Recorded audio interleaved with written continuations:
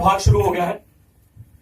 हम 3 भागों में हमने बहुत कुछ देखा है, लेकिन अभी भी हम उस मंजिल पर नहीं पहुंचे, क्लियर नहीं हुए कि अदन की वाटिका है कहां। अभी तो कुछ कुछ तत्व को हम देखते आगे बढ़ते जा रहे हैं। तो आज हमने लिखा है अदन की वाटिका की चाह। बोलिए, अदन की वाटिका की चाह। फिर से, अदन की वाटिका की चाह। है या नहीं है? हाँ जी। इतना जबरदस्त ये टॉपिक है, मैं कितने घंटे इसके ऊपर प्रचार कर सकता हूं, आपको महीना भी लग सकता है, क्योंकि बातें इतनी निकलती आती। जब मैं कॉपी पेन लेकर बैठ जाता हूं, फिर मैं लिखना शुरू करता हूं, खुदा पॉइंट टू पॉइंट फिर लिखाता जाता है और फिर मैं लिखता हूं, और फिर जो पॉइंट मुझे मिलते हैं मैं उसको नोट कर लेता हूं। तो आज तक हमने जो कुछ भी वाटिका के विषय में सीखा है, वहां हम उस तक पे नहीं पहुंचे कि वो अदन की वाटिका कहां पर है। तुम्हारा विषय तो यही था, क्योंकि अलग अलग लोगों की सोच है। आज भी लोगों के कुछ विचारों को हम देखेंगे, और वो विचार किस तरफ इशारा करते हैं, उनको हमें पकड़ना है। मिलकर बोलेंगे हालेलुया। हालेलुया। युद्ध बाब है, युद्ध बाब है। ठीक है। हमने पहले पॉइंट में लिखा है, यहूदी रबियों का मानना है कि आदम और हवा की रचना परमेश्वर द्वारा मोरिया पर्वत की चोटी पर की गई, और अदन की वाटिका से में आदम और हवा को रखा। पहले पॉइंट के अंदर हम ये पढ़ते हैं, रब्बी वो जो वचन का बहुत गहराई से अध्ययन करने वाले। अब तो कभी कभी ऐसे छोड़ देते हैं ना, जो बात नहीं समझ आई छोड़ दिया, पर उनको जो समझ नहीं आती ना, वहीं पर रुक जाते हो। जो उनको समझ आती ना, वो उनके ऊपर सीरियस नहीं है। जो समझ नहीं आता ना, चाहे उनको महीना लग जाए, चाहे 10 दिन लग जाए, जितने दिन भी लग जाए, वो कोशिश करते हैं ये बात हमें समझ आ क्यों नहीं रही, क्या लिख दिया गया इसमें। और जब तक वो उस बात के तह तक नहीं पहुंच जाते, तब तक उस वचन को वो छोड़ते हैं। इसलिए उनको रब्बी कहा गया है। रब्बी का अर्थ क्या है? महान। रबा, महान व्यक्ति ऐसे नहीं वो बन जाते, कुछ ना कुछ उनके अंदर क्वालिटी होती है, तभी तो वो क्वालिटी उनको महान बना देती है। तो पहले पॉइंट के अंदर यहूदी रबियों का मानना है कि आदम और हवा की रचना कहाँ की गई? मोरिया पर्वत। बोलिए। मोरिया पर्वत की चोटी पर, और उनको वहां रचकर उनको अदन की वाटिका में रख दिया। अब मुझे ये बताओ, अगर रचना हम मानो पीरागढ़ी के अंदर, हम चर्च के अंदर कोई काम कर रहे हैं, और इस काम को जाकर हम देखते हैं कि ये जो लोग इसमें काम करने वाले हैं, हम कोशिश करेंगे कि उनको आसपास रखें, कि जब भी उनकी जरूरत पड़े हम उनको तुरंत बुला दें। अगर हम उनको दिल्ली के उस बॉर्डर पे रख दें, वहां से उनको बुलाना हमारे लिए फिर मुश्किल हो जाएगा। तो फिर हम उनके लिए उतनी जिम्मेवारी नहीं देंगे।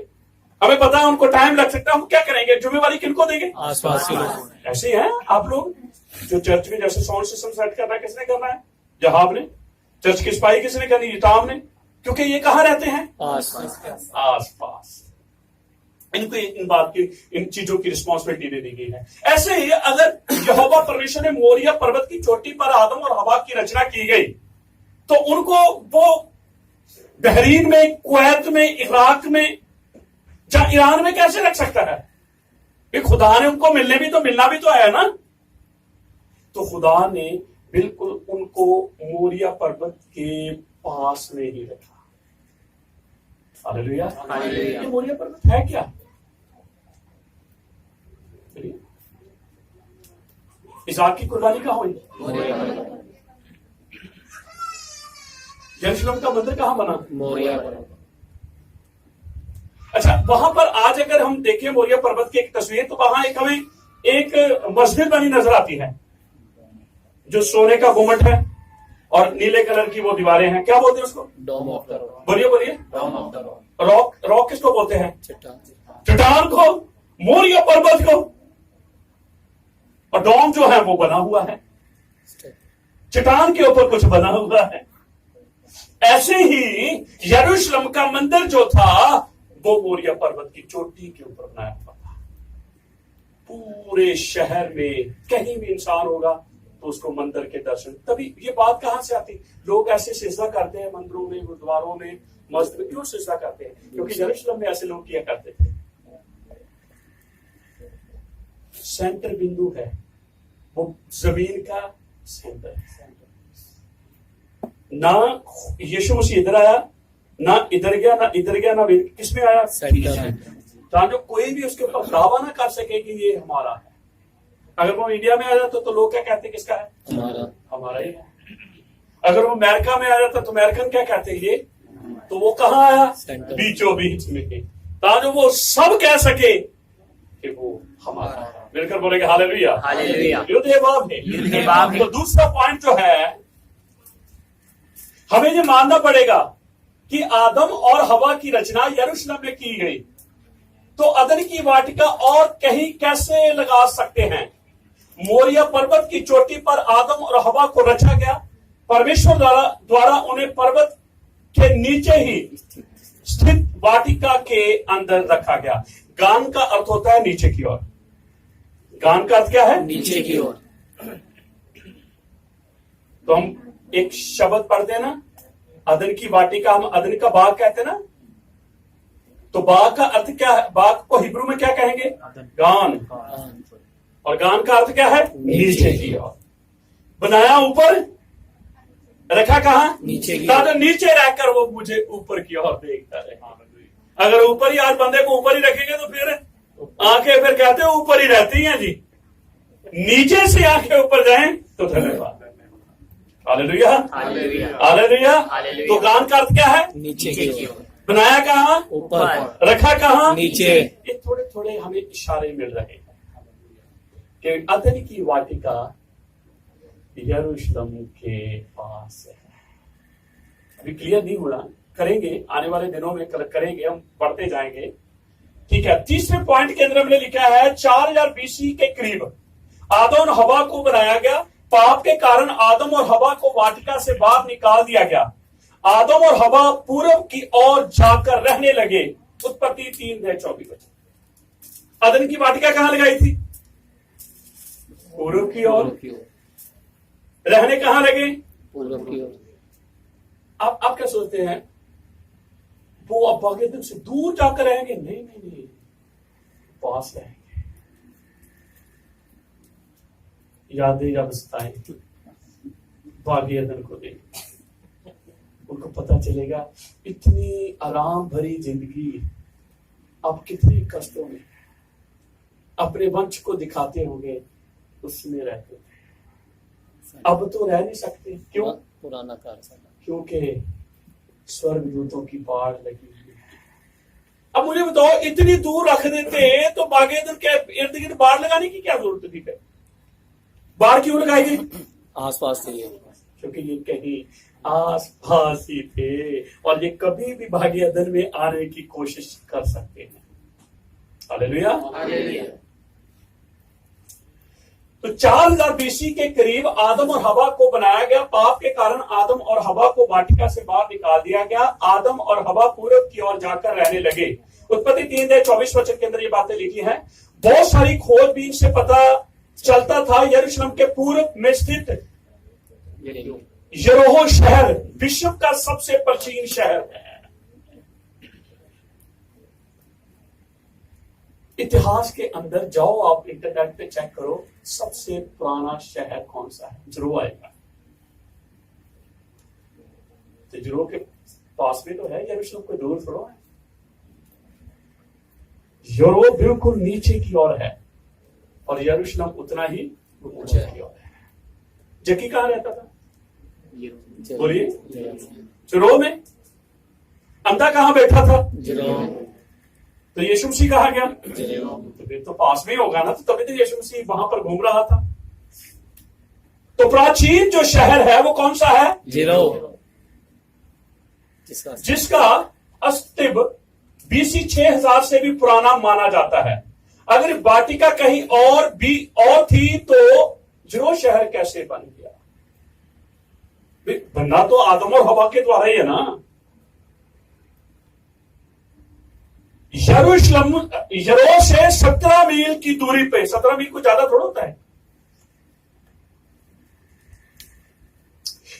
मील की दूरी पे एक नाम था आदम नगर। कौन सा नगर? आज जो बस्तियों के नाम पढ़ रहे हैं ना, वो बाइबल की कॉपी है। नामों से नहीं मतलब बस्तियां बनाई जा रही। आदमपुर। चौथे नंबर पे इतिहास का सबसे प्राचीन जरो जो है, जरो से 17 मील दूरी पर प्राचीन नगर के अवशेष प्राप्त हुए हैं। इस नगर को आदम नगर कहा जाता है। और आदम नगर किस नाम से पड़ा? आदम से। इसका अर्थ वहां पर आदम रहता था। आज भी नगर है वो, आज भी नगर है। और ये नगर कहाँ है? यरूशलेम के पास। इसका अर्थ है जब बागे अदन से उनको निकाल दिया गया तो आदम ज्यादा दूर जाकर नहीं रहने लगा, आसपास ही रहने लगा कि मौका मिले दोबारा तो दोबारा फिर से एक बार हम वहां पर जा पाए। फिर तो वो बात बहुत दूर निकल चुकी। चौथे नंबर पे इतिहास का सबसे प्राचीन शहर जरो है। जरो से 17 मील दूर पर प्राचीन नगर विशेष प्राप्त हुए हैं। इस नगर को आदम नगर कहा जाता है। आश्चर्य की बात यह है कि इस नगर का उल्लेख बाइबल में भी किया गया है। इसका जो इसका एक वचन है, मैं आपको बाद में देता हूं। उसको बाइबल के अंदर लिखा गया, बाइबल में नाम आया है कि ये आदम नगर है। अब पांचवी बात जो हमने लिखी है, तब जो जल ऊपर की, और ये वचन है पूरा यहोशू 3:16 वचन। मैं चाहता हूं पढ़ दिए 5 हमने ये लिखा है, तब जो जल ऊपर की ओर बह रहा था। यहां पर ये आकर वचन खत्म होता है। 3:16 पढ़े, यहोशू 3:16। तब जो जल, हाँ ये देखो पूरा वचन लिखा है, तब जो जल ऊपर की ओर से बहा आता था, वह बहुत दूर अर्थात आदम नगर के पास जो सरातान के निकट है। किसके पास? नहीं, आदम नगर तो छोड़ ही दिया आपने। कौन सा नगर? आदम नगर। इसका अर्थ है कि आदम यहां पर आकर रहा। लोगों के सवाल है, कैन हाबिल पैदा हुए तो लिखा है कैन अपनी बीवी को लेकर चला गया, उसने एक देश और स्थापित कर दिया। लो जी, अब कैन हाबिल पैदा हुए हैं तो फिर इसका अर्थ है पहले भी इसका जमीन के ऊपर दुनिया थी? जी नहीं, आदम की 3 बेटियां भी थी। आदम की 3 बेटियां। उस समय तक कोई लॉ नहीं था ना कि भाई बहन शादी नहीं कर सकते। उस समय तो व्यवस्था तो बाद में आई है ना। उस समय तो उनके लिए गुनाह नहीं था, क्योंकि फूलो फलो तो कैसे फूलो फलेंगे भाई? कैन और हाबिल के 2 भाई और उनकी 3 बहनें थी। कहां मिलेगा? आपको यशायाह की पुस्तक में मिल जाएगा। हालेलुया। बहुत सारे लोगों के सवाल है कि खुदा ने कहा आओ हम इंसान को अपने स्वरूप में बनाएं। यहोवा ने क्या कहा? आओ इंसान को अपने स्वरूप में अपने। अब वो कहते हैं जी आओ, इसका अर्थ उसके साथ कोई और भी था। यस, उसके साथ था यशूआ हमेशा, उसके साथ था रूह हाकमा खातोश, पिता पुत्र पवित्र आत्मा। इसलिए वो क्या कहता है? आओ हम। अगर ज्यादा जानकारी चाहिए तो आप मेरे से बात करें, हम फिर आप इस बात के ऊपर और डिस्कशन करेंगे और हम आगे बढ़ेंगे। पूरा वचन पढ़ दीजिए। तब जो जल ऊपर की ओर से बहा आता था, वह बहुत दूर अर्थात आदम नगर के पास जो सारातन के निकट है रुक कर एक ढेर हो गया और दीवार सा उठा रहा। और जो जल अराब का ताल जो खारा ताल भी कहलाता है। अब देखो खारा ताल कहलाता है, उसकी खारा ताल कौन सा है? डेड सी। कौन सा जी? तो ये कहाँ है? इसराइल में तो है ये। और मैं तो क्या हूं, अब पानी के अंदर जाएंगे, पानी आपको अपने अंदर ही रखेगा, पानी आपको बाहर फेंकेगा। आप लेट सकते हैं, पानी के ऊपर बैठ सकते हैं। पहले तो मैं भी सोचता यार लेट सकते हैं, यार कैसे बैठ सकते हैं। आप जैसे जाएंगे आप स्लो एक्शन में हो जाएंगे। आप पांव आगे रखेंगे, आपका पांव ऊपर जाएगा। फिर एक पांव आगे रखेंगे, आपका पांव ऊपर जाएगा। कारण क्या है? क्योंकि उसमें नमक है। क्या है जी? नमक। और लोग आराम से लेट जाते हैं। मैंने भी पिक्चर बनाई है, अभी वो प्रोजेक्ट लगा लेंगे तो मैं आपको पिक्चर दिखाऊंगा, देखना कैसे हम पानी के ऊपर लेटेंगे। आप किसी ने नीचे से पकड़ा नहीं, नीचे पानी आपको पकड़ के रखता है। कहां पर जाकर वो पानी गिरा? अराब ताल, जो खारा ताल भी कहलाता है। खारा ताल, डेड सी, उसमें जाकर पानी। तो ये जर्दन की बात हो रही है। जर्दन का पानी जो है डेड सी में जाकर पड़ता है। तो जर्दन कहां है? इस्राएल।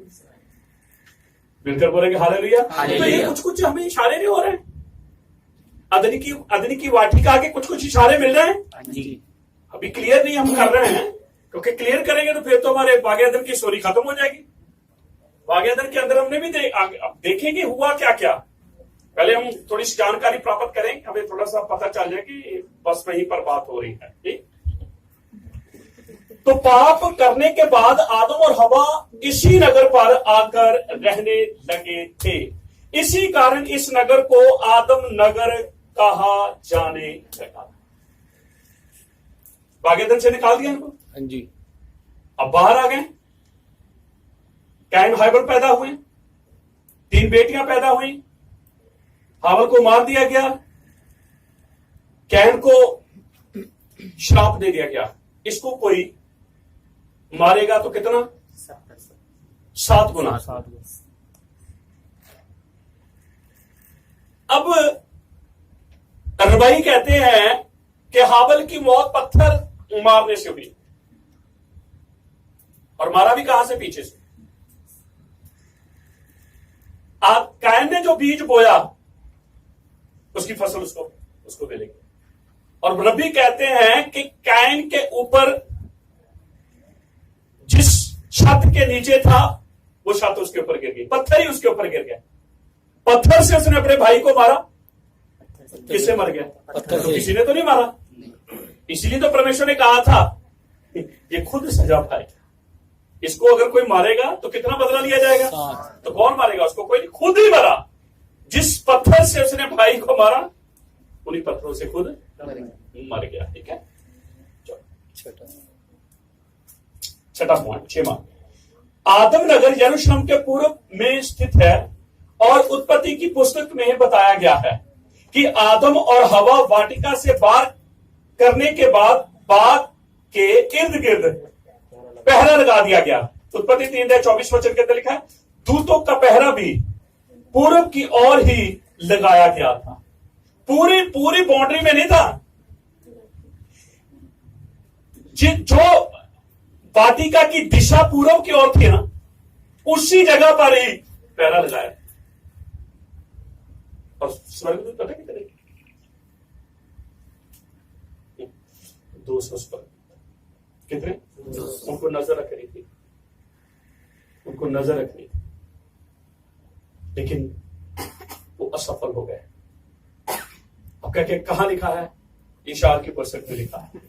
आप पढ़े, आप मैं अपनी तरफ से कुछ नहीं बताऊंगा। इशार की हनोक की पुस्तक में भी लिखा है, आप पढ़ सकते हैं उसको। ठीक है, तो छठे पॉइंट को पूरा कर रहे हैं कि दूतों का पहरा भी जो है वो पूर्व की दिशा में ही लगा दिया गया। पाप करने के बाद आदम और हवा वाटिका के पूर्व दिशा में जाकर रहने लगे, आसपास में, बिल्कुल आसपास। इराक तो फिर बहुत दूर चला जाएगा, ईरान भी, बहरीन भी, जॉर्डन भी, ये तो बहुत सारे देश दूर दूर चले जाएंगे, लेकिन वो दूर नहीं जा सकते।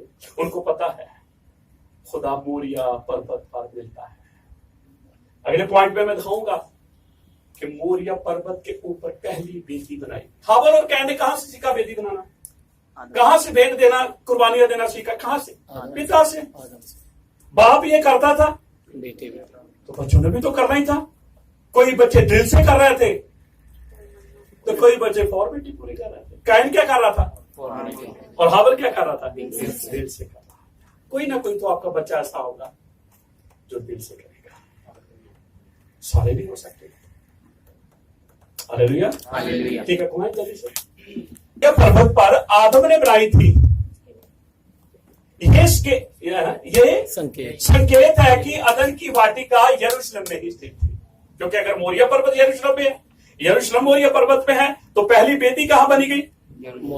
मोरिया पर्वत। किसने बनाई? इतनी दूर से आकर थोड़ा बनाएगा वो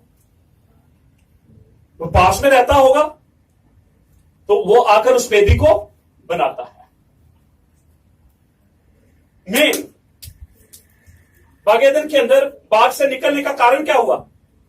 कारण कौन बना? सांप। बोलिए बोलिए। सांप। फिर से बोले। सांप। फिर से बोले। सांप। फिर से बोले। सांप।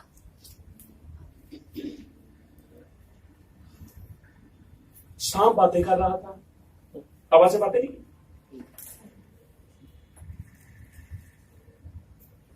क्या लिखा है जल्दी से पढ़े। 3 का उत्पत्ति 3 का पहला वचन देखो, सांप बातें कर रहा है इब्रानी भाषा के अंदर। यहोवा परमेश्वर ने जितने बनेले पशु बनाए थे उन सब में सर्प दूर था। हाँ? उसने स्त्री से कहा क्या सच है कि देखो परमेश्वर ने कहा तुम इस वाटिका के किसी वृक्ष का फल ना खाना। ये कौन बातें कर रहा है? सांप। तो इसका अर्थ तो सांप बातें करता था। बिलाम की गधी के विषय में सुना? गधी ने बातें की। हाँ जी। तू मुझे क्यों मारता है? मैं तो तेरे भले के लिए तो आगे नहीं बढ़ रही हूं। मैंने तो तेरी वफादारी के साथ सेवा की।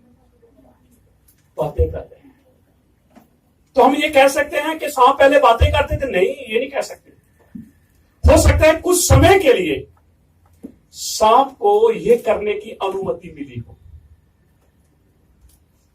क्योंकि श्राप के कारण वो बोलना नहीं बंद कर सकता। श्राप के कारण वो रगड़ रगड़ के चलना शुरू कर सकता है।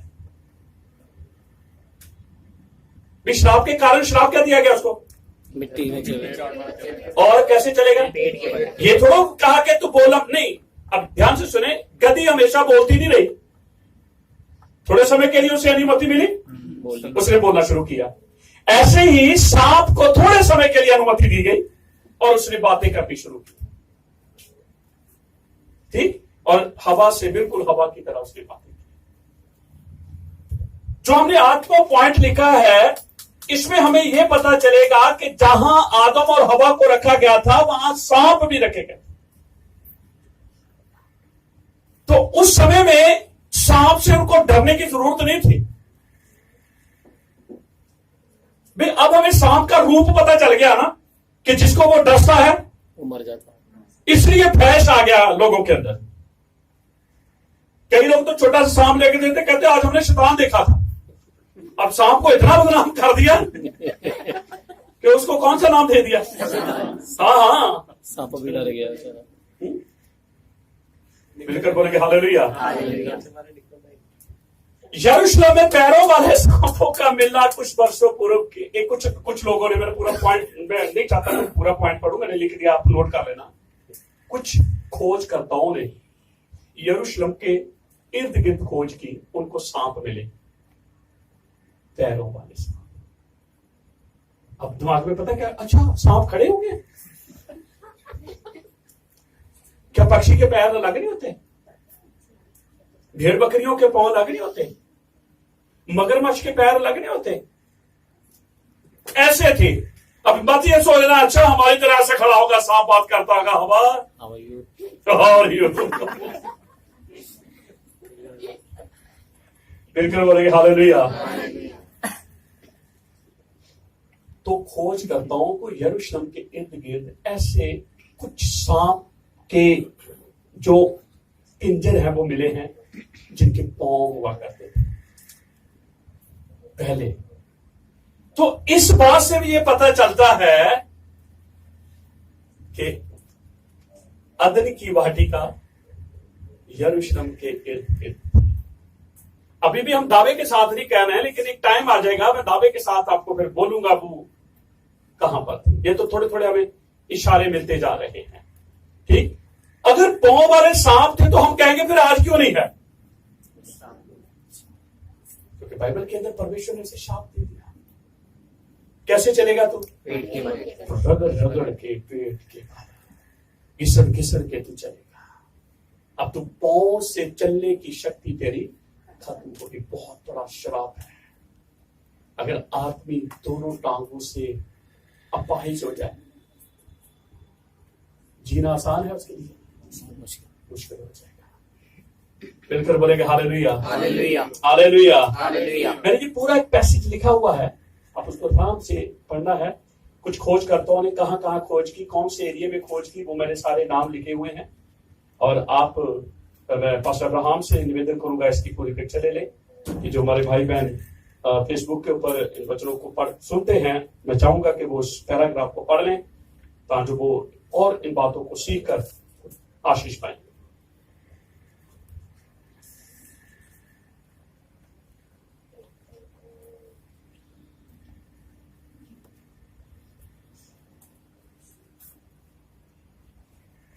जहां से हम पढ़ते हैं, जीवाश्म शेषकर्ताओं को प्राप्त हुए थे और ये इसराइल में यरूशलेम के निकट ही प्राप्त हुए हैं। और ये बात भी इशारा करती है कि वाटिका यरूशलेम के निकट ही इशारा करती है। तो आज हम अपनी इस लड़ी का चौथा भाग यही हम समाप्त कर रहे हैं और अगली हम 5वीं लड़ी में और बहुत सारी बातों को सीखेंगे कि इस बागे अदन की चाह किसके किसमें थी। दाऊद के अंदर थी, मूसा के अंदर थी, सुलेमान के अंदर थे और बहुत सारे लोग हैं जिनकी चाह थी कि हम भी अदन की वाटिका के विषय में जाने। मिलकर बोलेंगे हालेलुया। तो मेरी और आपकी भी ये चाह है कि हमें पता चले कि वो जहां से ये सारी शुरुआत हुई है, हम भी जाने वो कहां पर थी। आमीन, आमीन, आमीन। तो मैं उन सब अपने भाई बहनों को शबा शलोम बोलता हूं और मैं विश्वास करता हूं कि जिन्होंने आज इस बिब्लिकल बातों को सुना है, वो जहां भी है यहोवा उन्हें आशीष दे। आप लोग हम सबके लिए दुआ करें कि हम इसी तरह से बिब्लिकल बातों को लेकर शब्द के दिन और हम आगे बढ़े, आज हमारे जीवन से प्रभु को महिमा मिले। Hallelujah, hallelujah, hallelujah.